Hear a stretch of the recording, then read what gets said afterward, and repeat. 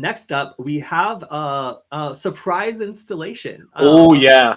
Mm-hmm. Don't you love it when you go to bed with one piece of software and wake up with a completely different one?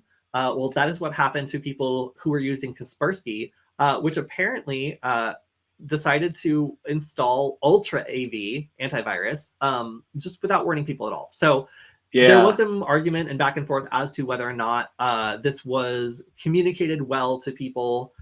There was a screenshot that claims to have given all the information necessary to understand that you were actually going to be force sideloaded with like some other software. Right. But because Kaspersky has been told that they need to vacate the US market and they can no longer provide updates to US users, they basically needed to offload this to another company, or rather like take their customers and I guess make some money off of it.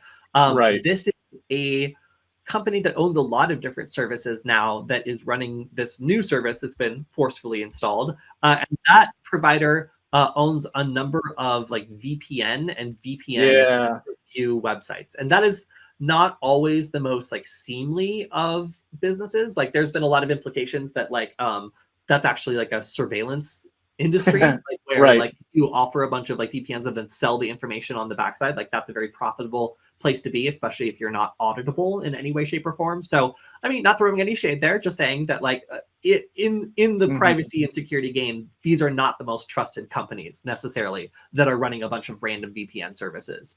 I couldn't wait to talk about that. I read that a couple days ago. That's for sure like one of those things that grandma's going to call and be like, oh my God, I'm infected with something.